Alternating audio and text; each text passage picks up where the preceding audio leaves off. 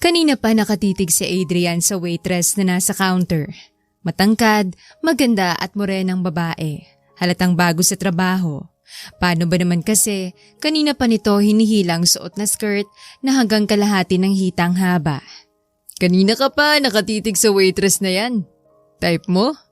Tanong ni Kim na siyang kasama niya ng mga sandaling yon. Ngumisi si Adrian. Oo Kim, type ko siya. I think she's a virgin. Tingnan mo, isang yaya ko lang yan, papayag na. Sino ba naman ang tatanggi sa karisma ko? Napailing-iling na lamang si Kim. Hinamon siya ng kaibigan na kung sakali man na pumayag ang babae na maikama niya ng 5 araw, ibibigay nitong 1 linggo na sahod. Gusto ko yan, Kim. At kung sakali man na hindi siya pumayag, ibibigay ko ang 1 linggo kong sahod. Malakas ang kumpiyansa ko na mapapapayag ko siya. Huwag ka munang pakasisiguro, Adrian. Hindi lahat ng babae nadadaan sa isang gabi. Natawa na lamang si Adrian at sinabing lahat ng babae ay nadadaan sa pera. Itinaas niya ang kamay para tawagin ang atensyon ng babae. Nang makita siya, lumapit ito. Ngumiti ang waitress. Miss, ilang buwan ka na rito sa dancing club? 1 month pa lang po, sir. Bago lang po kasi ako rito. Bakit po? May offer ako sa'yo, miss. Maupo ka rito sa tabi ko para may paliwanag ko. Makikita sa mukha ng waitress ang pagkalito. Ganun pa man, bilang pagrespeto sa kanila, naupo ang dalaga sa tabi ni Adrian. Ano po yung offer niyo sa akin, sir? Hindi mo na kailangang magtiyaga rito, binibini. Para magkaroon ng magandang kita, may papagawa ko sa'yo. Sa loob ng 5 araw na may mangyari sa atin, ibibigay ko mga gusto mo at bibigyan kita ng malaking halaga para makapagsimula. Ano sa tingin mo? Biglang nagbagong ekspresyon ng mukha ng waitress. Tiningnan siya ng masama tsaka tumayo. Maging ang mga naroon ay napatingin sa babae. Nagtitrabaho ko ng maayos, sir. Hindi ko kailangang ibenta ang sarili ko para lang kumita ng pera. Masarap kumita ng pera sa legal na paraan. Iba na lang alukin nyo dahil may prinsipyo ako. Please excuse me. Naikuyom ni Adrian ang kamao. Hindi siya makapaniwala na may babae ang tatanggi sa kanya. Hindi niya ito mapapalampas. Natawa si Kim. Mukhang hindi hata epektibong karisma mo sa waitress na yun, Adrian. Tumayo si Adrian at nagmamadaling lumabas ng bar. Sumunod naman si Kim sa kanya habang tinatawag ang kanyang pangalan. Huminto si Adrian at napasuntok sa pader. Sa likod ng dancing club kung nasaan ang parking area. Relax bro, may bukas pa naman, baka magbagong isip niya. Hindi ako papayag na sinabihan ako ng ganun na babaeng yun. Napaiya ako, Kim. May kita niya kung sino si Adrian Suarez. Hinawakan ni Kim ang balikat niya. Hayaan mo na yun, Adrian. Hindi naman lahat ng babae mapapapayag mo na may mangyari sa inyo. Halata kasi na disente siya. Humarap si Adrian kay Kim dahilan para tanggalin ng kaibigan ang kamay sa kanyang balikat. Hindi, Kim. Hindi ako pwedeng pinapahiya ng ganun. Makikita niya. Anong gagawin mo? Kinakabahan na tanong ni Kim. Naawa din kasing binata sa dalaga dahil mukhang probinsyana at kailangan ng pera para sa pamilya. Kilala pa man din ni Kim ang kaibigan. Ngumisi si Adrian. Basta akong bahala. Tingnan lang natin kung may pagmamalaki pa siya kapag nawalan siya ng trabaho. Adrian, hindi ka pa rin nagbabago. Napailing na lamang si Kim nang hindi ito pinansin ni Adrian at sumakay na ng sasakyan nito. Sumunod na lamang ito sa binata. Samantala, hindi maiwasang mapairap si Regine nang makitang lalaki na nambastos sa kanya na lumabas ng bar. Siniko siya ni Teresa. Bakit ganun ka makatingin kay Sir Adrian? Kinausap ka niya kanina, di ba? May masama ba siyang sinabi sa'yo? Tere, niyaya ba naman niya ako na 5 araw na may mangyari sa amin? Sinabi ko na hindi ako kagaya ng ibang babae. Alam mo kasi, Regine, wala pa kasing babaeng tumatanggi kay Sir Adrian. Halos lahat ng mga waitress rito ay naikama na niya. Well, liban sa akin kasi may asawa na ako. Ibahin niya ako. Hindi ako katulad ng ibang babae na naikama niya. Nandito lang ako para magtrabaho, hindi para magbenta ng sarili. May dignidad akong pinangahawakan.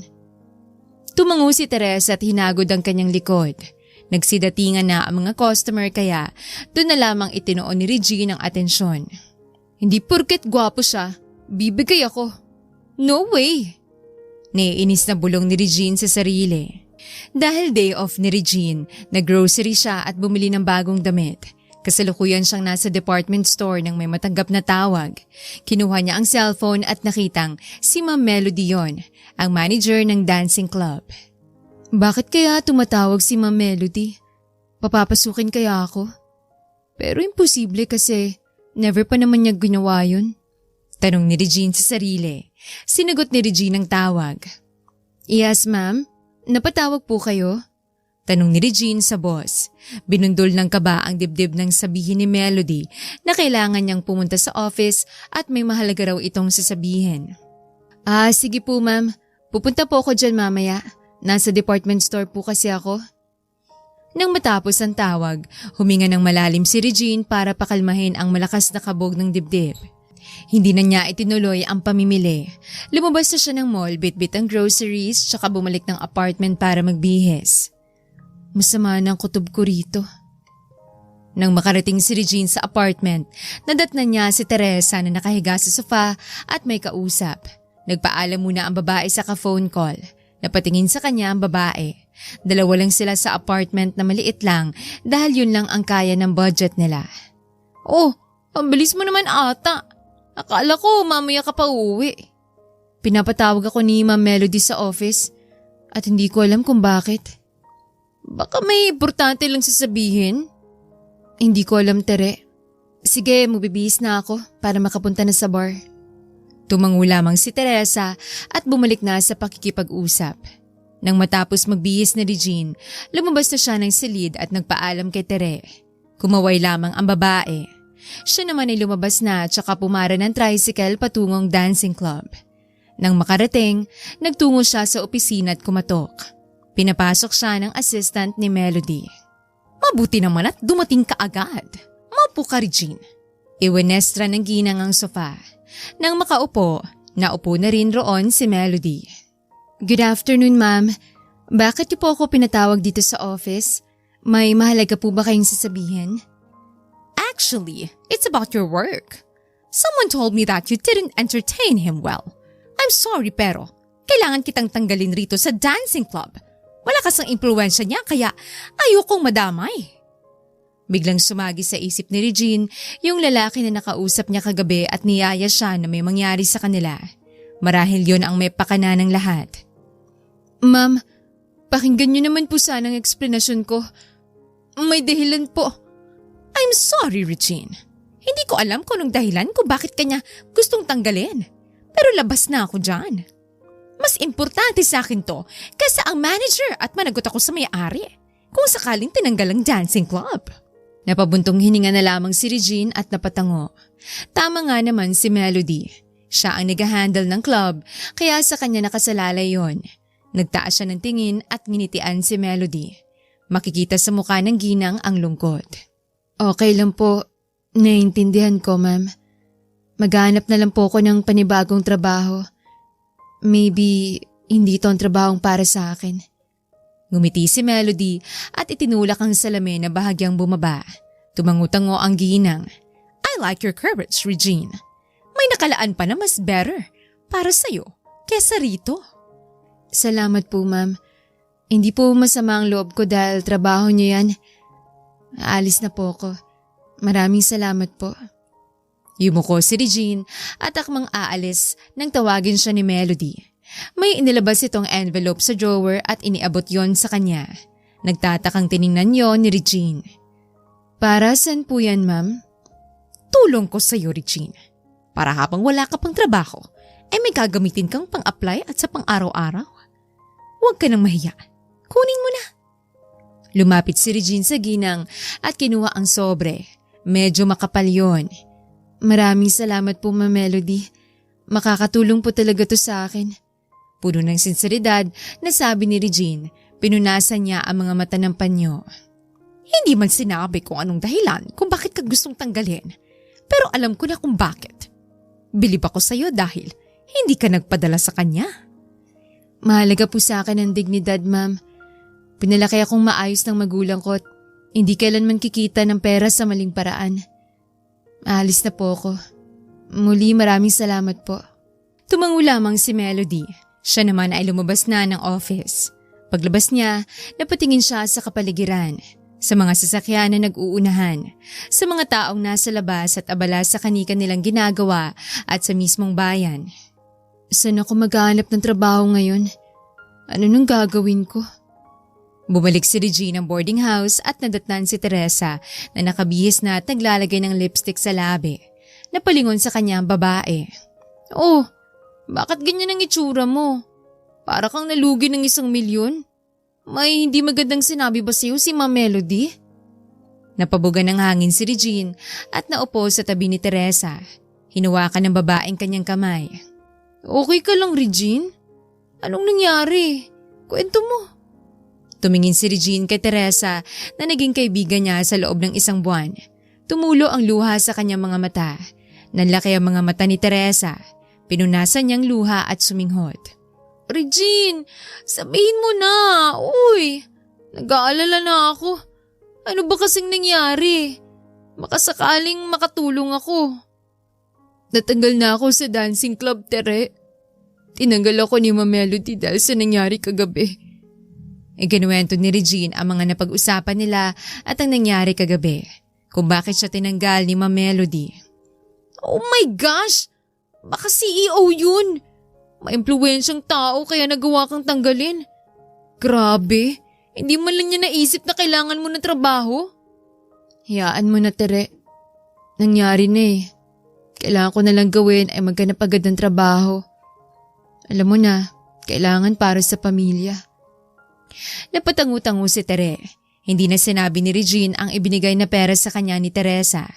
Hindi naman sa wala siyang tiwala, mahirap magtiwala lalo na at 1 buwan pa lang niyang kilala ang babae. Baka ano pang isipin sa ginawang yon ni Melody. Okay, total naman nakapag-advance ka naman dito sa renta. Dito ka muna, syempre habang naghahanap ka ng trabaho. Sige, bukas maghahanap na din ako ng trabaho. Hindi ako pwedeng tumambay. Samantala, sa opisina kung saan naroon si Adrian, napahinto ang binata sa pagpirma ng makatanggap siya ng tawag mula sa manager ng dancing club. Sinagot niya yon. Yes, Melody. Ayos na ba ang pinagawa ko sa'yo? Nakangising tanong ni Adrian. Yes, sir. Kaso, naawa po ko sa kanya.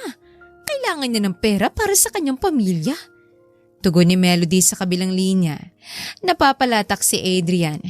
Melody, kilala mo ako. Ayoko sa lahat ay tinatanggihan ako. I'm a CEO and I can do whatever I want. Dapat lang yun sa kanya dahil tinanggihan niya ang katulad ko. Hintayin mo na lang yung pera dyan. Pero sir, hindi na tinapos ni Adrian ang sasabihin ng ginang. Pinatay na niya ang tawag. Napatingin siya sa pinto. Naroon si Kim na napailing ng magtamang kanilang mga mata. What brought you here? Gusto lang kitang puntahan para makibalita kung ano nangyari dun sa babae. Yun pala gusto mo siyang mawalan ng trabaho. No comment na ako dyan, bro. Kilala mo naman ako, diba? Lahat ng gusto ko, nakukuha ko, Kim. Walang pwedeng mang-reject sa akin. Isa kang CEO kaya dapat maging maganda ang reputasyon mo sa ibang tao. Dahil pwedeng makaapekto yan sa record mo. Alam mo naman na yan ang tinitingnan nila sa isang billionaire na kagaya mo. Natawa si Adrian habang napapailing. Bumalik siya sa pagpirma. Yeah, I'm a CEO but I'm not perfect. Yes bro, hindi ka perpekto.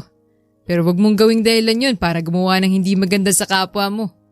May kanya tayong pinagdadaanan at hindi sila tulad mo na maraming pera. Tumayo na si Kim at umalis na ng kanyang opisina. Napatingin na lamang si Adrian sa nakasarang pinto. Hindi na lamang niya pinansin ang sinabi ng kaibigan. Ako may hawak ng sarili ko. Kaya ako magdedesisyon ng para sa akin. Sa kabilang banda, kasalukuyan ang naghahanap ng trabaho si Regine sa internet at sa mga ads.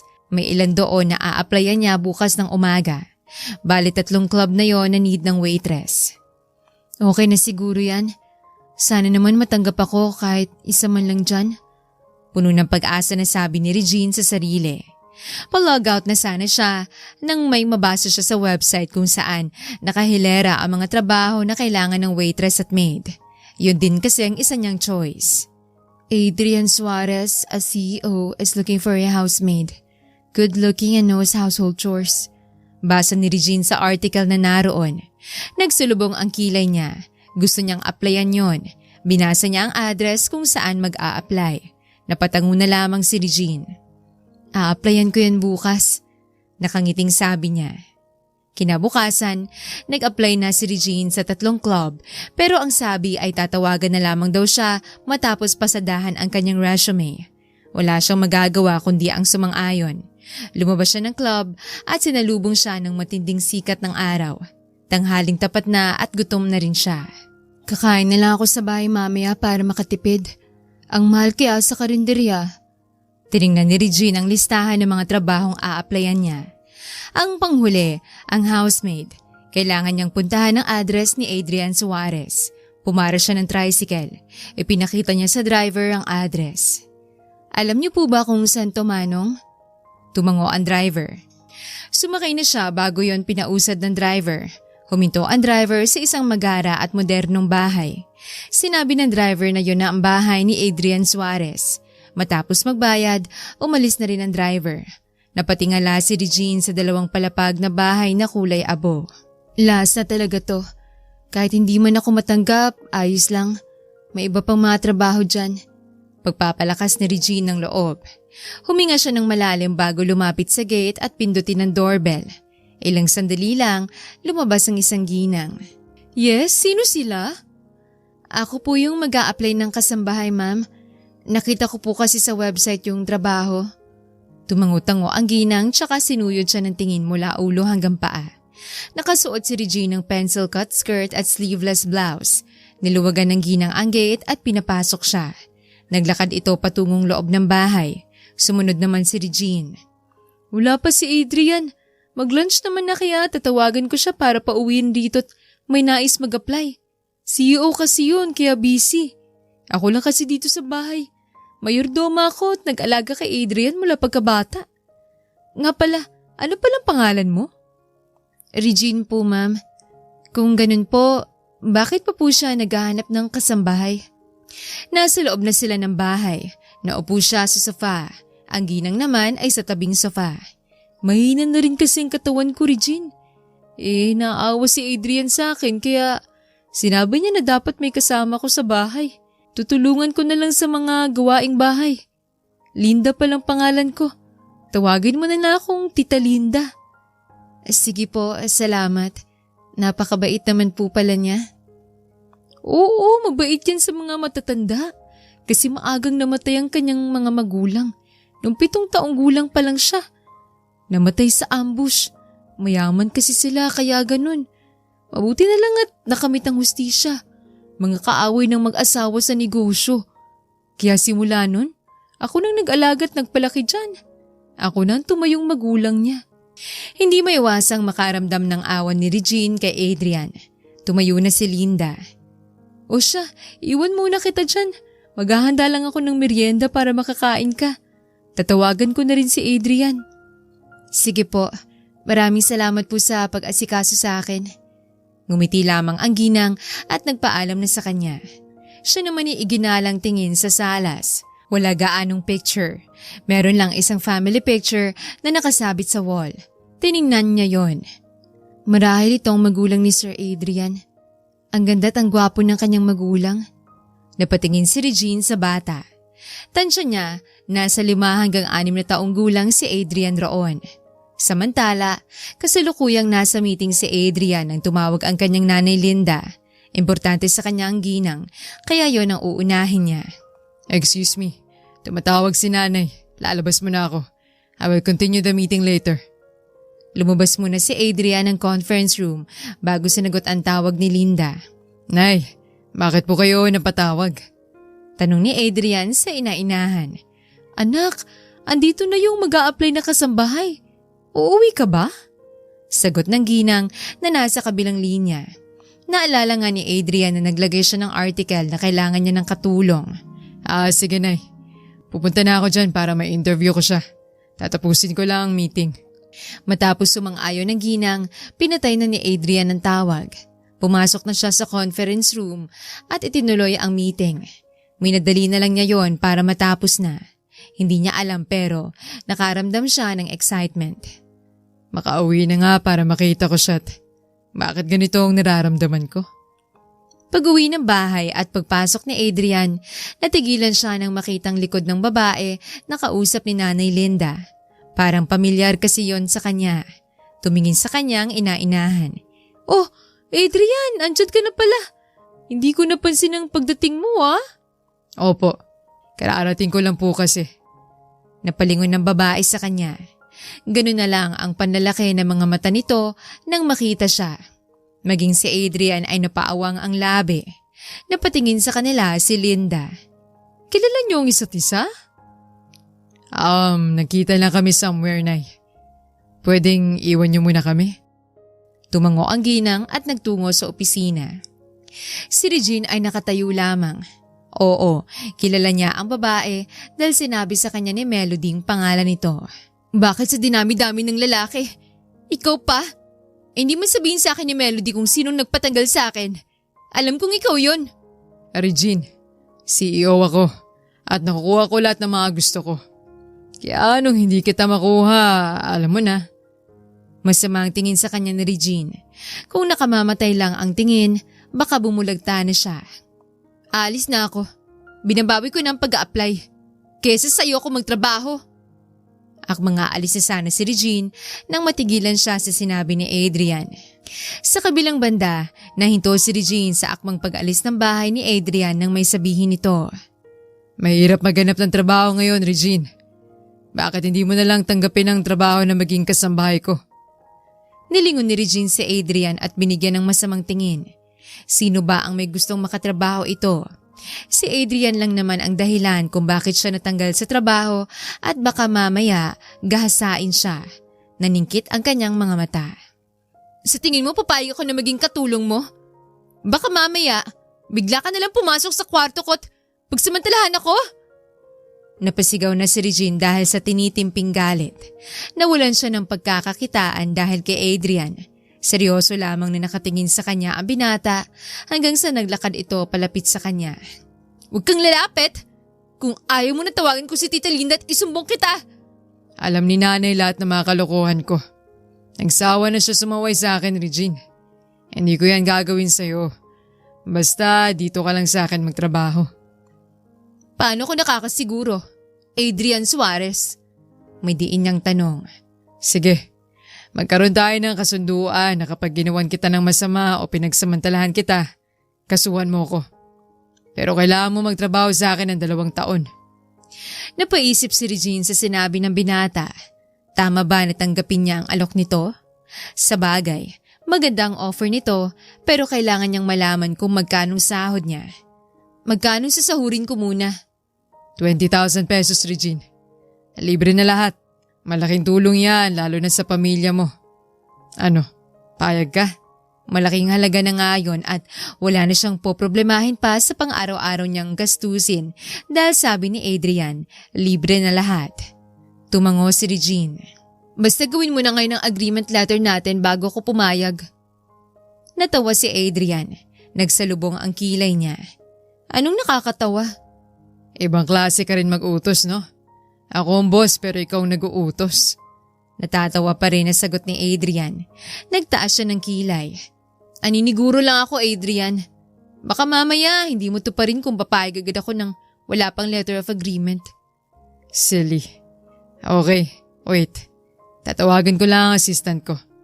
Umirap lamang si Regine. Si Adrian naman, kinuha ang cellphone sa bulsa at tinawagan ng sekretarya. Nang sumagot ang lalaki, sinabi na niya ang pakay niya. Nagulat pa ito. "Gawin mo na lang, Ryan. I need it ASAP." Nang pumayag ang lalaki, ibinabana ni Adrian ang tawag at tiningnan si Regine na nakahalukip-kip. Umirap siya. "Kailangang nasa harapan ko mismo ang agreement letter, Adrian, at may kopya ako." Napabuntong hininga na lamang si Adrian. Parang wrong move ata ang ginawa niya dahil inuutos-utusan lamang siya ni Regine. Pero ayos lang dahil may gagawin siya rito. Napangiti na lamang ang binata. Okay, hintayin lang natin saglit na magawa yun ng assistant ko. Tumango na lamang si Regine. Naupo ang dalaga sa sofa. Kung hindi lang niya kailangan ng trabaho, hindi siya papayag sa gusto ni Adrian dahil siguradong may balak ang binata. Pero kailangan niya yon lalo't malaki ang sahod na binanggit ni Adrian. Tumunog ang cellphone ni Adrian. Andito na pala yung agreement letter natin. Hindi na kailangang i-print. Pwede naman siyang pirmahan dito mismo sa cellphone. Paliwanag ni Adrian. Nagsalubong ang kilay ni Regine.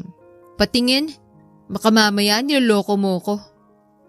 Napabuntong hininga na lamang si Adrian tsaka iniabot ang kamay. Ibinigay naman yun ng binata. Tiningnan ni Regine ang cellphone.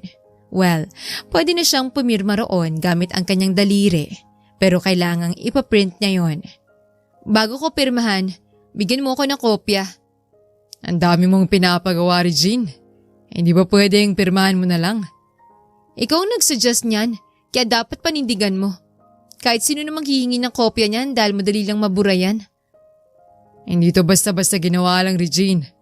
Naipasa na rin to sa attorney ko kaya safe ang kasunduan natin.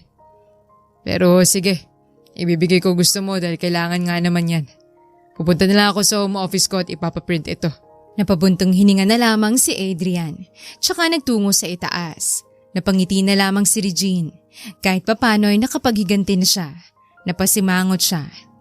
Alam kong babawi siya. Ilang sandaling lumipas, bumaba na si Adrian na may bitbit na papel. Napangiti si Regine. Yun ang hinihingi niyang kopya ng agreement. Nang makababa, iniabot nito yon sa kanya kasamang ballpen. Pinirmahan nila yon.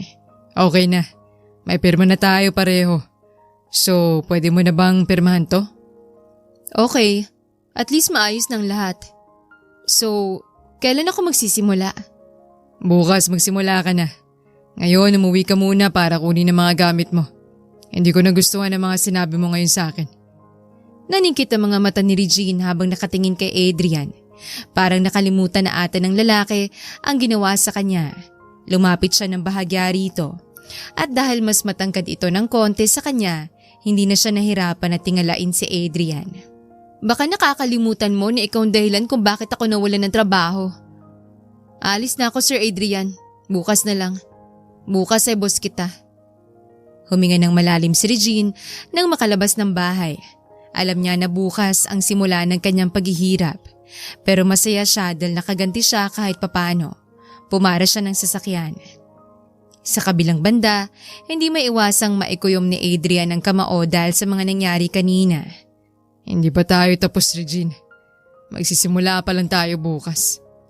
Tinawagan ni Adrian ang kaibigan na si Kim. Mabilis naman na nakasagot ang lalaki. What's up, bro? I'm busy, okay? I need you, bro. Bro, alam kong straight ka. Bro, ang bago kong kasambay ay si Regine. Yung babaeng niyaya ko na may mangyari sa amin. What? Grabe coincidence yan, bro. Baka siya na ang meant to be mo. Sira. Basta pumunta ka na lang dito sa bahay ngayon. Kahit dito mo na gawin ang trabaho mo. Sagot ko ng alak. Okay, madali lang naman akong kausap basta libreng alak. Punta na ako dyan. Mamaya ko na lang to gagawin. Pinatay na ni Kim ang tawag. Napailing-iling na lamang si Adrian. Basta sa libre, mabilis ang kaibigan. Isang CEO pero kuripot. Well, alam ko naman kung bakit nagkagano ng kaibigan. Naghintay ng kalahating minuto si Adrian bago dumating si Kim. May hawak itong alak. Ano, tagay na. Natawa na lamang si Adrian. Akala ko ba libre ko? Bakit may dala kang alak? Nakakaya naman sa'yo eh. Tara na nga at nang mapag-usapan natin ang tungkol sa bago mong kasambahay. Natawa na lamang si Adrian at iginiya ang kaibigan sa second floor kung saan naroon ang kanyang minibar. Habang nagiinuman ay kinuwento ni Adrian ang mga nangyari kanina. Hindi makapaniwala si Kim sa mga nalaman. Grabe coincidence naman yan, bro. Baka naman meant to be kayo. Biro ni Kim na pailing si Adrian. Hindi siya ang tipo ko, Kim. Alam mo yan. Akalain mo yun. Inutusan ako na parang siyang boss ko. Makikita niya bukas. Pahirapan ko siya. Naiinis sa sabi ni Adrian habang mahigpit ang hawak sa wine glass. Hindi na lamang umimik si Kim. Iniba na lamang nito ang paksa para hindi siya ma-stress. Samantala, kasalukuyan na nag-eempake si Regine ng kanyang mga damit. Ngayon na kasi ang simula ng kanyang trabaho bilang katulong. Napabuntong hininga siya. Sana makaya ko to.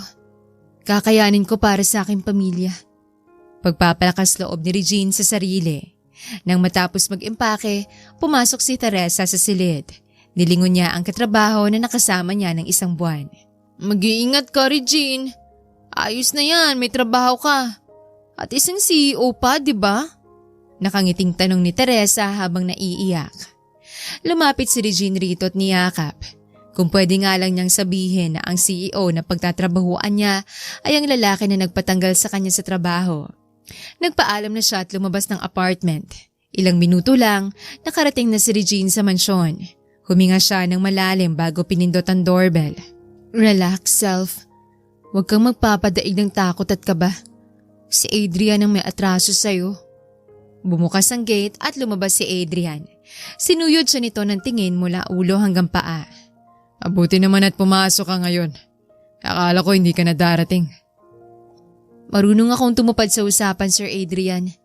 Kailangan ko rin ng trabaho para sa aking pamilya. May kasunduan rin tayo at baka mamaya hindi lang pagtanggal sa akin sa trabahong kaya mong gawin, kundi ipakulong ako. Nanliit ang mga mata ni Adrian. Huminga lamang ito ng malalim. Yan na ang huling pagsasalita mo sa akin ng hindi magaganda, Regine. Dahil ngayon ako na ang boss mo. Kaya dapat lang respetuhin mo ako at gawin mo mga gusto ko. Nagkakaintindihan ba tayo? Tumango na lamang si Regine. Tama nga naman ang binata. Hindi lang niya napigilan ang sarili. Tumalikod na si Adrian at sumunod siya rito papasok sa loob ng bahay. Dumiretso sila sa magiging silid ni Regine na nasa ibaba. Yan ang magiging silid mo. Ayusin, linisin at ligpitin na lamang ang mga kalat. Pagkasabi niyon, umalis na si Adrian. Nagsalubong ang kilay niya dahil napakarumi niyon na parabang isang taon itong hindi nalinisan. Talagang gusto niya akong pahirapan ngayon ha. Dahil siguro sa mga ginawa ko kahapon. Well, deserve niya yun. Itinabi na muna ni Regine ang kanyang dalang bagahe at nagsimulang maglinis ng silid. 4 na oras din ang itinagal ng kanyang paglilinis. Halos mabasa na ang kanyang damit dahil sa pawis. Hindi na naituloy ni Regine ang sasabihin nang sumulpot si Adrian sa harap ng silid. Sinuyod nito ng tingin ng kabuuan ng kwarto habang napapailing. Akalain mo nga naman, ikaw lang pala ang makakapaglinis niyan. 1 taon ko ng tambakan niya ng mga gamit. Gustong iikot ni Regine ang mga mata pero hindi niya ginawa. Boss niya kasi ang binata. Kailangan ko linisin para may kwarto ako. Kaysa sa labas pa ako matulog. Buti alam mo.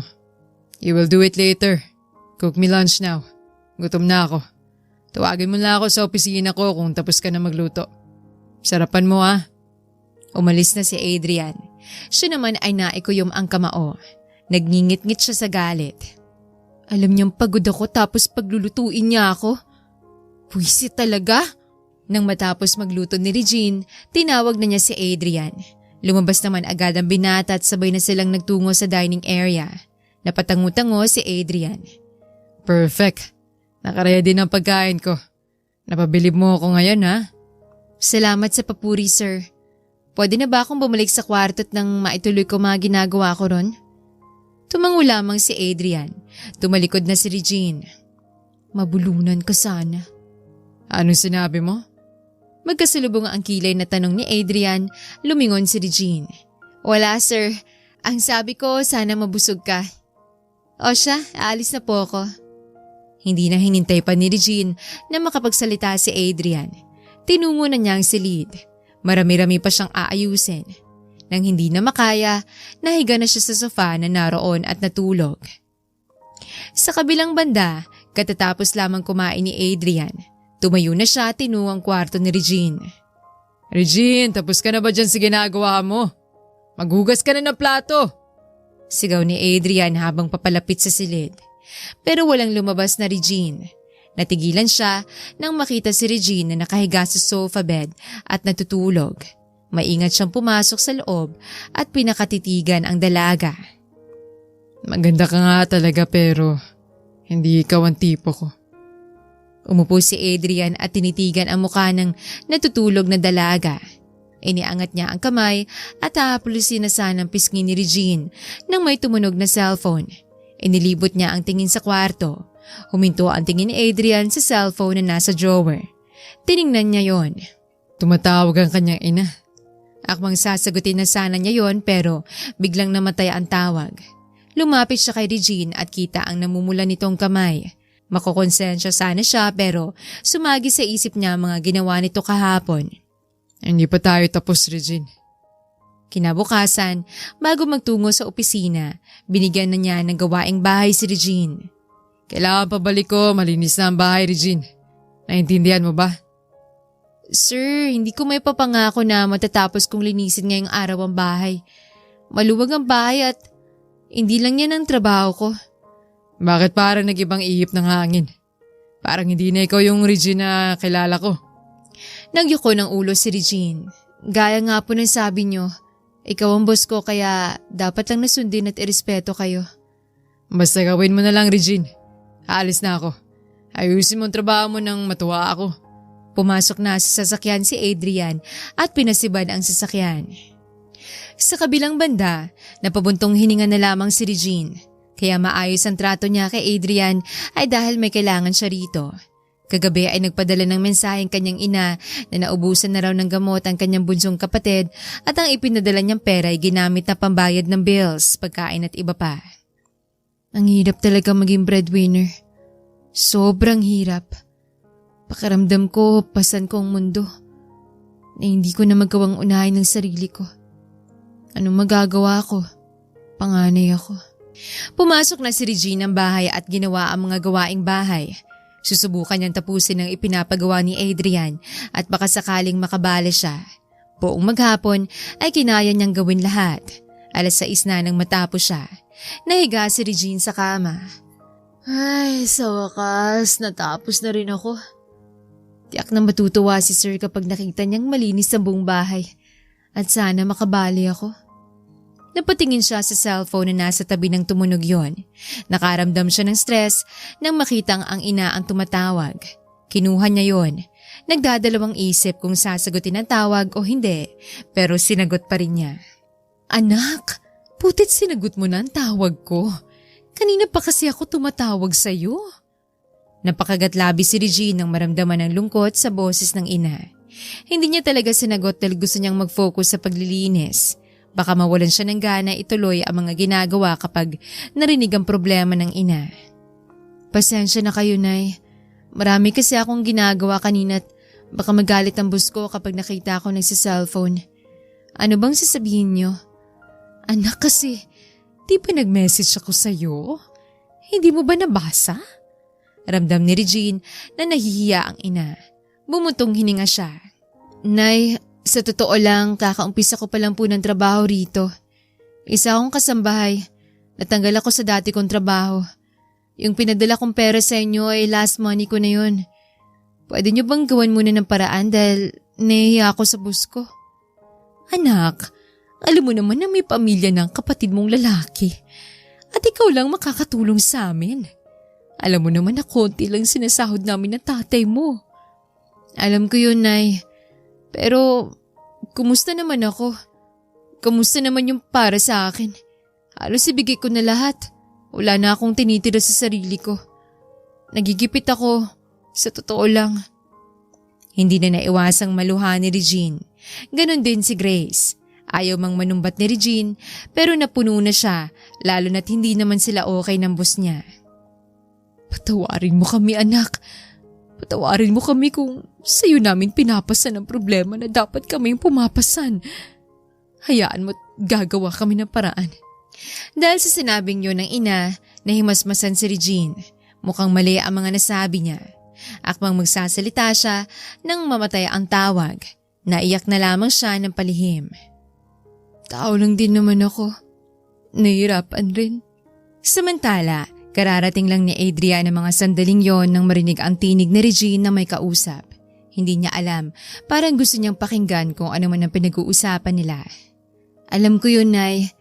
Pero kumusta naman ako? Kumusta naman yung para sa akin? Halos ibigay ko na lahat. Wala na akong tinitira sa sarili ko. Nagigipit ako, sa totoo lang. Natigilan si Adrian sa narinig na yon. Hindi man niya narinig lahat. Ibig sabihin ng sinabi ni Regine ay breadwinner ito sa pamilya. Bigla tuloy niya naalalang sinabi ni Kim na lahat ng tao ay may pinagdadaanan. Mas lalo siyang naawa kay Regine nang umupo ito sa sofa at umiyak. Bakit ganitong nararamdaman ko? Hindi dapat ako nakakaramdam ng awa. Napailing na lamang si Adrian at nagtungo sa kanyang silid para magbihis. Matapos magbihis, nagtungo na siya sa kusina at nadatnan si Regine na kasalukuyang nagluluto. Mugto ang mga mata ng dalaga dahil napatingin ito sa kanya. Umiyak ka ba? Mugto ang mga mata mo, Regine. Tanong ni Adrian, baka sakaling magsabi ng totoo ang dalaga. Umiling ito at hindi nag-abalang tingnan siya. Hindi, sir. May pinanood lang akong nakakaiyak kaya ganito ang mata ko. Mahina kasi ako sa mga drama. Paliwanag ni Regine. Kinuha ni Adrian ang pitaka sa kanyang bulsa at naglabas ng 10,000. Lumapit siya rito at iniabot yon. Nagtatakang tiningnan yun ni Regine. Sir, para saan yan? Mag-grocery ba ako?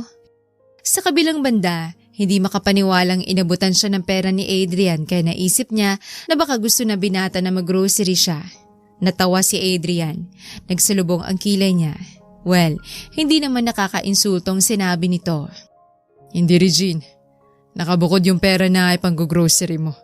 Itong pera ay para sa'yo. Para may padala sa pamilya mo. Mas lalong nagsalubong ang kilay ni Regine. Naninibago siya sa kinikilos ng binata. Bakit bigla itong bumait? Sigurado po kayo, sir? Oo. Medyo matagal pa ang sahod mo, diba? Kaya mas better na makuha mo na kalahati para may maibigay ka sa pamilya mo. Hindi lubos akalain ni Regine na may ganito palang ugali si Adrian. Akala niya suplado talaga at hindi magawang maawa pero nagkamali siya. At saka deserve mo yan dahil nakita kong malinis ang bahay. Dahil sa pagiging emosyonal, napayakap si Regine kay Adrian at paulit-ulit na nagpasalamat. Si Adrian ay hindi alam ang gagawin sa biglaang pagyakap sa kanya ni Regine. Pero magaan yon sa pakiramdam. Mabilis na kumalas ang dalaga nang mapansing na patagal na ang pagyakap kay Adrian. Pasensya ka na, Sir Adrian. Naging emosyonal lang ako kaya napayakap ako sa inyo. Maraming salamat po ulit. Malaking tulong po to sa pamilya ko lalo na ngayon at kailangan nilang pera. Tumango si Adrian. Tapusin mo na niluluto mo at nang makakain tayo. Oo, sabay tayong kakain. Napaawang muli ang labi ni Regine. Natawa na lang si Adrian. Nagugulat ba kita, Regine? Sabihin na lang natin na gusto kong maging mabait sa'yo. Dahil lahat tayo may pinagdadaanan. Pagkasabi niyon ay umalis na si Adrian. Naiwang tulala si Regine at napakurap-kurap pa. Nanuno ba si Sir Adrian? Bakit bigla siyang nagbago? Ay nako, hayaan ko na nga lang. Ang malagay mabait na siya sa akin. Nakangiting pinagpatuloy ni Regine ang pagluluto. Sabay na naghapunan sina Regine at Adrian. Tahimik lamang silang naghahapunan nang may maalala naman si Regine na mapag-usapan nila. Nasaan palang magulang mo? Tanong ni Regine. Ayaw niyang sabihin na nabanggit ng nanay Linda niya na pinatay ang mag-asawa. Gusto niyang manggaling mismo sa bibig ni Adrian ang lahat. Naibaba na binatang kubyertos na hawak. Ang ginang ay umuwi muna sa kanila dahil naroon naman si Regine. Kung hindi ka komportable ang pag-usapan, ayos lang. Okay lang. Patay na ang mga magulang ko. Pinatay sila ng mga dati nilang empleyado na tinanggalan nila ng trabaho. Dahil may ginawang anomalya sa kumpanya at inggit na rin. Bata pa ako nun. Ang tito kong namahala muna pansamantala. Hanggang sa pinalitan ko siya pagka-graduate ko ng kolehiyo. Mahirap ding mawala ng magulang sa murang edad. Butit na kaya mo. Dahil nandyan si Nanay Linda na gumabay sa akin. Wait, lagi na lang ako Magkwento ka naman tungkol sa'yo. Tungkol sa pamilya mo. Natigilan si Regine. Handa na ba siyang sabihin sa lalaking sitwasyon niya? Mapagkakatiwalaan na ba niya ito dahil lang sa perang advance niya rito? Siguro, ibubuka na sana niya ang bibig. Actually, narinig kitang may kausap kanina. Nanay mo ba yun? At nakita kitang umiiyak. Kaya pinahiram kita ng pera dahil baka yun ang dahilan. Napangiti na lamang si Regine. Sinabi ni Adrian na kumain na sila para matapos na at makapagpahinga. Kinabukasan, maagang nagpadala ng pera si Regine sa kanyang ina. Maraming salamat, Regine. Napakabuti mo talagang anak. Sana makatagpo ka ng lalaki na maibibigay lahat ng gusto mo at maging masaya kayong dalawa. Nagpasalamat siya sa ina at sinabing baka sa susunod na buwan ay magbabakasyon siya sa probinsya. Nasa kwarto siya ng mga sandaling yon. Hinawakan niya ang picture frame niya na nakaitim na toga. Balang araw, magagamit ko rin ang natapos ko. Sa ngayon ay mag-e-enjoy muna ako sa trabaho ko. Puno na pag-asa niyang sabi. Lumabas na siya ng silid at nagsimulang magtrabaho. Sa kabilang banda, nakangiting mukha ni Adrian ang nadatnan nito sa opisina. Aba, mukhang may masaya ngayon ha. Alam ko na, masaya ka dahil nakaganti ka na kay Regine. Nag-angat ng tingin si Adrian para tingnan si Kim. Naroon pa rin ang ngiti sa mukha nito. Umiling si Adrian. Nagkakamali ka. Hulaan mo, Kim. Kapag nahulaan mo, ililibre kita sa clubhouse. Nag-isip si Kim. Nagsalubong ang kilay nito nang may maisip. Huwag mong sabihin na in love ka kay Regine. Himalayan kung sakali bro. Nanlalaki ang mga mata ni Kim habang nakatitig sa kanya. Natawa na lamang siya sa reaksyon nito. Agad-agad. Parang ang bilis naman kung sakali. Kaya ako masaya dahil magaan ang loob ko kay Regine. Nasabi ko na rin ang mga nangyari sa magulang ko. At masarap sa pakiramdam na may ibang tao kang pinagsasabihan ng mga problema mo.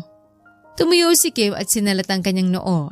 Tinabig ni Adrian ang kamay nito. Gusto ko lang siguraduhin na ayos ka lang at hindi nilalagnat. Hindi kasi ikaw yun, Adrian, na nakilala ko eh. Wala namang masamang magbago kung yun ay kabubuti natin at ng ibang tao. Napupuntong hininga na lamang si Kim. Siya naman ay itinuloy na lamang ang ginagawa. Maagang umuwi si Adrian hindi dahil sa tapos na siya sa mga ginagawa, kundi gusto niyang makita si Regine. Hindi niya mawari kung bakit. Pagdating niya sa kwarto ng dalaga, nadatnan niyang natutulog si Regine. Hindi ko akalain na mababago mo ko, Regine. Sana magstay ka rito ng matagal. Pagkausap niya sa dalagat, hinaplos ang pisngi nitong makinig. Nang gumalaw ang ulo ni Regine, tinanggal niya ang kamay. Akmang aalis na nang mapatingin si Adrian sa drawer na naroon. College graduate si Regine? Kaya pala ganun na lamang nito pahalagahan ng sarili. Nagkamali ako ng pagkakilala sa kanya. Sir Adrian, bakit po kayo nandito sa kwarto ko? Napalingon si Adrian sa dalaga habang hawak ang picture frame ni Regine. Napatingin naman ito roon. Ipinakita niya yon. Tumayo ito at kinuha ang litrato sa kanya. Bakit hindi mo sinabi sa akin na college graduate ka? Eh di sana pwede kita ipasok sa kumpanya ko. Sir naman, alam niyo naman na hindi naging maganda ang una nating pagkikita. At saka nag-e-enjoy naman ako sa trabaho ko ngayon. Bakit hindi ka naganap ng trabaho na akma sa natapos mo dito sa Maynila? Bakit mas pinili mong magtrabaho sa club? Wala pong tumatanggap na walang experience eh. Para sa pamilya, pinagtiyagaan ko na yung isang buwan kahit yung iba, hinahawakan ako sa, alam mo na, gagawin ko lahat para sa pamilya ko. Humanga si Adrian kay Regine. Tumulo ang luha ng dalaga. Lumapit siya dito at siyang nagpunas ng luha ni Regine gamit ang hinlalaki. Huwag ka mag-alala. Tutulungan kita. Alam mo na sobrang hanga ko sa'yo. Dahil napakatatag mo. Hindi biro maging breadwinner. Salamat, sir. Pero kahit mahirap, kinakaya. Dahil mahal ko sila at pamilya ko sila. Paano na lang sila kung titigil ako? Muli, pinunasan ni Adrian ang luhang naglandas sa pisngi ni Regine. Napatingin siya sa mapupulang labi ng dalaga na parang nag-iimbita na halikan niya. Hindi na niya hiningi ang permiso ni Regine. Dahan-dahan na inilapat ni Adrian ang labi sa labi niya rito. Kusang ipinikit nito ang mga mata. Nang maglapat ang kanilang labi, may kung anong naramdaman si Adrian na noon lang niya naramdaman. Mas pinalalim pa niya ang halik at nagsimula na ring mag-init ang kanyang katawan. Siya na ang kusang pumutol sa halik. Gusto kong may mangyari sa atin, Regine. Kung papayagan mo ko. Tanong ni Adrian habang nakatitig sa mga mata ng dalaga. Tumango si Regine at nagsimula ng gawin ni Adrian ang gusto sa dalagang lihim na nagugustuhan. Sinamba niya ang katawan nito ng buong ingat at pananabik hanggang sa tuluyan na niyang angkinin ang katawan nito. Nanlakit na paawang ang labi ni Adrian nang may mapagtanto. Katunayan ang pagngiwi ni Regine. You're a virgin. Bakit hindi mo sinabi? Nag-aalalang tanong ni Adrian. Pilit na nagmulat ng mata si Regine. Ayos lang. Ginusto ko to at hindi ko pa nagsisisihan na sa'yo ko binigay ang sarili ko. Please continue. Parang hinaplos ang puso niya sa sinabing yun ni Regine, kaya naman nagsimula na siya sa ginagawa hanggang sa banggitin ang pangalan ng bawat isa. Thank you for this wonderful experience, Regine. Dahil sa pagod, nakatulog siya sa tabi ni Regine. Samantala, hindi maiwasang titigan ni Regine ang gwapong mukha ni Adrian. Hindi niya akalain na ang supladong lalaki na nagtanggal sa kanya sa trabaho ang siya palang pagbibigyan niya ng sarili. Gusto kita, Adrian. Hindi ko alam kung magugustuhan mo rin ako. Baka natukso ka lang sa akin kaya gusto mong may mangyari sa atin. Pagkausap ni Regine sa binata, na pumuntong hininga na lamang siya at bumaba ng sofa bed. Magluluto na lamang siya ng hapunan nila. Saktong patapos na siya nang pumasok si Adrian sa kusina. Hindi siya lumingon. Naramdaman na lamang niya ang mga braso nito na pumalibot sa kanyang bewang. Mukhang masarap ang niluluto mo, Regine. Nagutom ako kaya mapaparami ako ng kain ngayon. Hinalikan ni Adrian ang kanyang ulo, batok at nakalantad na balikat. Umalis na sa likod ni Regine ang binata. Kumuha na ito ng pinggan para tulungan siya. Tahimik lamang silang kumakain ng mga sandaling yon. Tinatanong siya ni Adrian na sinasagot lamang niya. Bakit parang tahimik mo? May problema ka ba, Regine? Nag-aalalang tanong ni Adrian. Nag-angat siya ng tingin. Siguro mas mabuting sabihin na ni Regine ang gumugulo sa isip para malaman ang sagot nito. Paano kung mabuntis mo ko, Adrian? Pananagutan mo ba ako? Regine, kailangan pa bang tanungin yan? Siyempre, ako ang nakauna sa'yo at kung sakali mang magbunga, pananagutan ko dahil anak ko yan. Seryosong nakatitig si Adrian kay Regine. Tumango lamang siya at ipinagpatuloy ang pagkain. Lumipas sa mga linggo at buwan, naging maayos naman ang lahat kina Adrian at Regine. Hindi muna niya iniisip ang mga consequences ng mga nangyayari. Ang mahalaga, ine-enjoy niya ang bawat pagkakataon na magkasama sila ni Adrian. Hanggang isang hapon, bakit ang sama ng amoy ng niluluto ko? Ang pangit ng amoy. Kasalukuyan siyang nagluluto ng hapunan ng paborito niyang beefsteak pero hindi makaya ng sikmuran niyang amoy. Na hindi niya batid kung bakit. Dahil doon, hinalukay ang tiyan niya kaya dali-dali siyang nagtungo sa lababo para magsuka. Anyari sa akin? Bulong ni Regine habang pinupunasan ng bibig pagkatapos magmumog. Nanlaki ang mga mata niya nang may mapagtanto. Napatingin siya sa kalendaryo.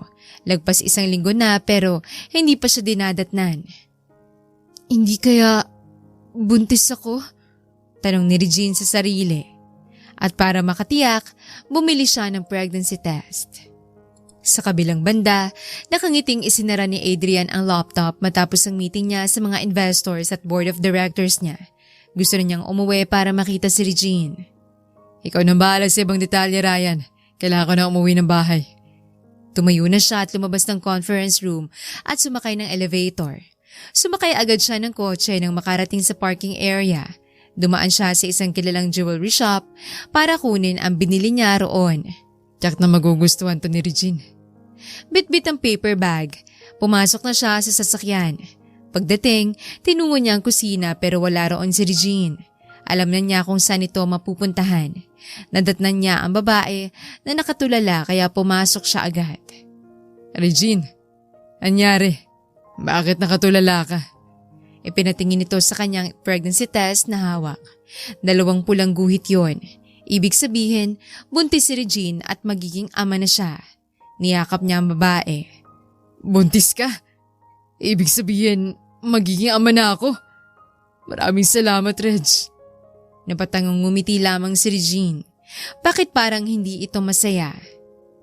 Hindi ka ba masaya na magiging ina ka na? Hindi ka ba mahanda na maging ina? Handa naman ako pero kasi di ba hindi natin mahal ang isa't isa? Ibig sabihin susustentuhan mo lang ang bata? Napatitig si Adrian kay Regine. Ang totoo niyan, may plano na siya kung paano sasabihin rito na mahal niya ito. Magsasalita na sana siya pero biglang tumunog ang cellphone niya. Tumatawag si Ryan. Wait, sasagutin ko lang to. Samantala, napatitig na lamang si Regine sa likod ni Adrian. Masaya naman siya dahil magkakaroon na siya ng anak. Dahil lalaki ang bata na hindi nito makakasamang ama dahil hindi naman siya mahal ni Adrian. Ginusto ko to eh. Kaya dapat lang nang panindigan ko ang mga consequences ng mga ito. Tumayo na lamang si Regine at nagtungo na sa kusina para magluto. Pasensya ka na. Katatapos lang naming mag-usap ni Ryan. Ano nga ulit yung sinasabi mo kanina? Nakalimutan ko. Natigilan si Regine. May kung anong kirot siyang naramdaman sa kanyang dibdib na mga sandaling yon. Huwag muna nating pag-usapan yun, Adrian. Focus muna ako sa pinagbubuntis ko. Ayoko ma-stress. Hindi na umimik si Adrian. Patapos na siya sa pagluluto ng matigilan dahil sa sinabi ng binata. Gusto ko makilalang magulang mo pati ang kapatid mo, Regine.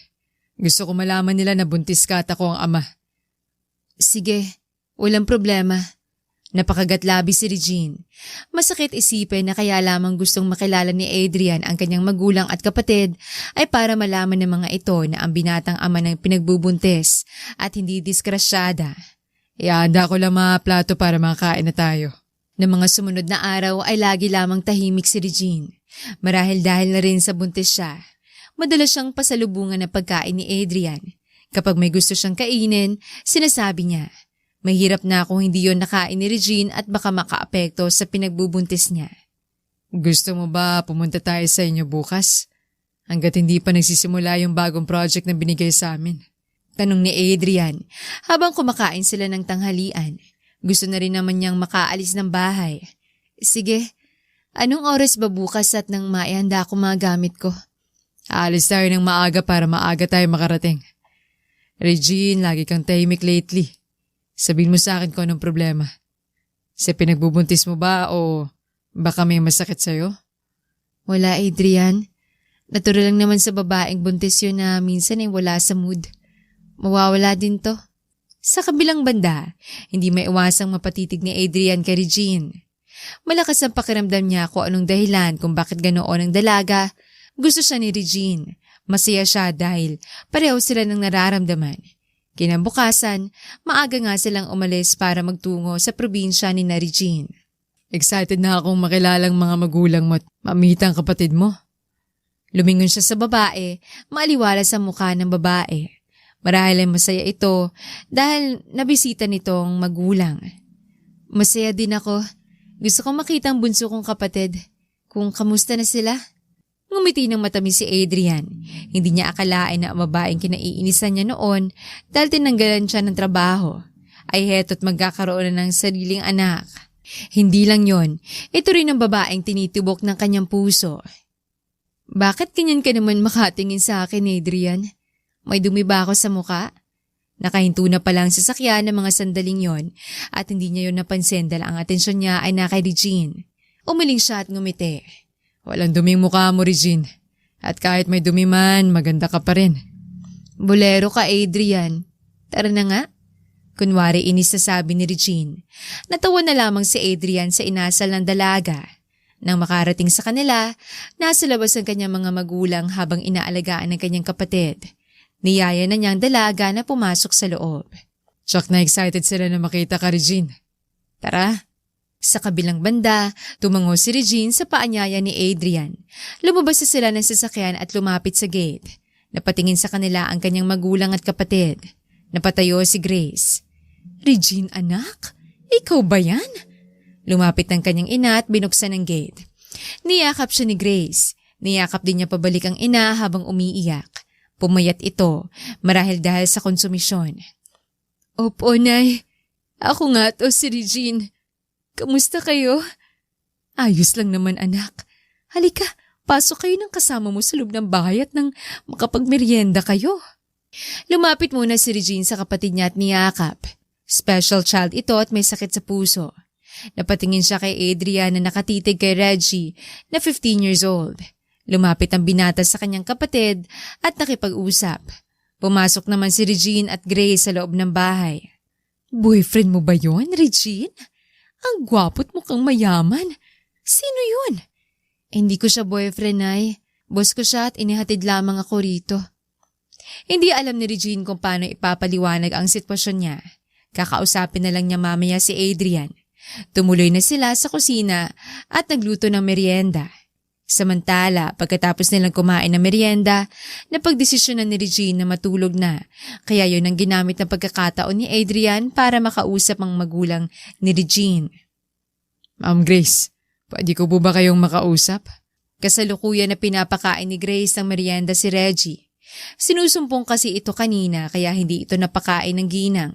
Napatingin ito sa kanya. Sige, patapos naman ng kumain si Reggie. Nang matapos mapakain ni Grace ang anak, nagtungo na si Reggie sa silid nito. Hinarap siya ng ginang. Naupo siya sa silya na nasa tapat nito. Ano ba yung sasabihin mo? Talagang ako lang kailangan na makarinig. Tungkol po kay Regine. Ang totoo niyan, ako pong nagsabi na umuwi siya rito sa inyo para makasama kayo at makita si Regine. At syempre gusto ko rin kayong makita. Tsaka gusto kong kunin ang kamay ni Regine dahil pinagbubuntis niya ang anak namin. Ano? Buntis si Regine? Bakit hindi niya sinasabi sa akin? Marahil naiiya siyang banggitin sa inyo dahil wala po kaming relasyon. Bakit may nangyari sa inyo pero wala pala kayong relasyon? Marahil dahil mahal namin ng isa't isa. Ang pagkakamali ko lang ay hindi ko siya niligawan at hindi inamin na mahal ko siya. Kaya siguro ganon. At marahil alam niyo na boss niya ako. Umamin ka na sa kanya dahil kita ko sa mga mata ni Regine ang lungkot dahil ayaw niyang lumaki ang siya niya na hindi tiyak na mahal mo siya. Baka iniisip niya na yung batang dahilan kung bakit mo siya paninindigan. Yun na nga po, ma'am. Paayag po ba kayong pakasalan ko siya? Paayag po ba kayo? Aba, syempre. Buntis si Regine at ikaw ang unang boyfriend kung sakali. Kaya madaling masaktan dahil hindi pa naranasang umibig. Kaya yayain mo na siyang magpakasal. Napangiti si Adrian sa sinabi niyo ng ginang. Masaya siya sa isiping sa kanya naranasan at mararanasan ni Regine ang pagmamahal. Maraming salamat po, Tita Grace. Pangako po, aalagaan ko po ang anak niyo higit pa sa sarili ko. At ibibigay lahat ng kanyang pangangailangan. Sa kabilang banda, kagigising ni Regine. Madalas siyang antukin ngayon marahil dahil sa buntis siya. Lumabas siya ng silid. Anak, samahan mo nga ako mag-grocery. Nagbigay kasi si Adrian ng pang-grocery eh. Napatingin siya sa ina na nakaupo sa sala. Tumango siya. Okay naman ang suot niya kaya hindi na kailangang magpalit. Pumasok si Adrian kaya napatingin siya rito kaya nagkatitigan sila. Nag-iwas siya ng tingin rito. Adrian, anak, pwede mo ba kaming ihatid ni Regine sa bayan? Mag-grocery kami. Sige po. Para hindi na kayo mag-commute. Niyaya na siya ng ina na sumakay sa sasakyan ni Adrian. Naupo siya sa harap. Pinausad na nito ang sasakyan. Kamusta ang tulog mo? Mabuti naman at nakapagpahinga ka na maayos para na rin yan sa baby. Mahina lamang ang boses ni Adrian kaya siya lang ang nakarinig niyon. Pinanlakihan niya ng mga mata ang binata. Huwag kang maingay at baka marinig ka ni nanay. Hindi ko pa sinabi sa kanya. Kailangan na nating sabihin sa kanya, Regine. Huwag mo itago yan. Karapatan mong malaman yan. Hindi na lamang umimik si Regine at itinuon ng atensyon sa daan. Tama nga naman ang sinabi ni Adrian. Hindi niya pwedeng itago na buntis siya. Anong pinag-uusapan niyo kanina ni Adrian, anak? Tanong ni Grace kay Regine nang makarating sila sa grocery store. Wala yun, Nay. Pinag-usapan lang namin ang tungkol sa pag-uwi namin. Mahal mo siya, di ba? Natigilan si Regine sa sinabi niyo ng ina. Pansin ba nito? Tumikim siya para mawala ang bara sa kanyang lalamunan. No comment, Nay. Halika na at mag-grocery na tayo. May gusto kasi akong lutuin. Nag-crave ako. Pagkatapos nilang mag-grocery, umuwi na rin sila. Gabi na nang makauwi sila. Tinatawagan niya si Adrian kanina para magpasundo pero hindi ito sumasagot. Inihatid niya tayo. Hindi tayo sinundo. Marami tong grocery natin. Baka busy kaya hindi na tayo nasundo. Hayaan mo na lang. Bakit walang ilaw, Nay? Wala ba sila? Nandito naman ang sasakyan. Pumasok na sila sa loob ng bahay. Napa-adjust ang pamangkin ni Regine. Napa-adjust ang paningin ni Regine. Napaawang ang labi niya nang makitang ayos ng salas at mas lalong napaawang ang labi nang makitang nakaluhod sa harap niya si Adrian at may hawak na singsing. Will you marry me, Regine? Will you be my wife for the rest of our lives? Pangako, magiging mabuti akong asawa at ama na magiging anak natin. Napatingin siya sa paligid. Hindi man nagulat ang kanyang magulang. Si Reggie ay nasa tabi at pumapalakpak. May alam kayo rito? Nay, Tay? Oo, anak. Kanina pinaalam na ni Adrian na gusto kanyang pakasalan dahil buntis ka at siyang ama, syempre. Sabi ko, kailangan kanyang pakasalan para sa bata. Tiningnan ni Regine si Adrian na nakaluhod pa rin. Kahit siguro isang oras niyang paluhurin ng binata, hindi ito magrereklamo. Makikita kasi sa itsura nito ang determinasyon. Inirapan ni Regine si Adrian. Bakit ko tatanggapin ang proposal mo? Pakakasalan mo lang ako dahil sa buntis ako at ikaw ang ama? Dapat. Mahal kita, Regine. Hindi kita yayayaing magpakasal dahil lang sa bata. Dahil kung hindi kita mahal, pwede kong sustentuhan yun. Pero mahal kita kaya ako nandito sa harap mo at nagpo-propose. Tumulo ang luha sa mga mata ni Regine. Puno ng sinseridad ang boses ni Adrian. Maging ang kanyang magulang ay naluha rin. Kitagal kong hinintay na marinig ang mga salitang yan, Adrian. Akala ko kasi bata lang ang dahilan kaya pananagutan mo ko. Mahal din kita. Mahal na mahal kita. Tinatanggap mo na ang proposal ko. Kanina pa kasi ako nakaluhod. Masakit na sa tuhod ko eh. Nakangiti si Adrian habang sinasabi yon. Umirap si Regine. Kasalanan mo yan. Dahil nag-propose ka na, hindi ko pa alam na mahal mo ko kaya nagtagal ka dyan. Biro ni Regine. Natawa ang mga naroon. Nanginginig ang kamay ni Adrian kaya iniabot na niya ang kamay rito. Kaagad yung isinuot ng binata. Tumayo ito at hinalikan siya sa harap ng kanyang pamilya. Pinagdikit ni Adrian ang kanilang noo nang matapos ang makapagpigil hiningang halikan. Thank you, Reg. Kaya gagawin ko ang lahat para sa'yo. Makalipas ang ilang buwan, ikinasal na sina Adrian at Regine sa simbahan sa bayan ng probinsya. Simple lang ang kasal at mga importanteng tao lamang ang imbitado. Masaya ako na misis na kita, Reg. Hindi ko akalain na yung babae na pinatanggal ko sa trabaho ay siyang magiging asawa ko. Nasa isang private resort sina Adrian at Regine, doon nila naisipan na mag-honeymoon. Nakayakap si Adrian sa likuran ni Regine habang hinahalikan ng batok at balikat ng asawa. Napapikit si Regine. Ako din, hindi makapaniwala na yung lalaking kinaiinisan at kinasusuklaman ko ay siya palang magiging asawa ko at ang ama ng magiging anak ko. Salamat sa Diyos dahil nakilala kita. Nasa isang private resort sina Adrian at Regine. Doon nila naisipan na mag-honeymoon. Nakayakap si Adrian sa likuran ni Regine habang hinahalikan ng batok at balikat ng asawa. Napapikit si Regine. Ako din hindi makapaniwala na yung lalaking kinaiinisan at kinasusuklaman ko ay siya palang magiging asawa ko at ama na magiging anak ko. Salamat sa Diyos dahil nakilala kita.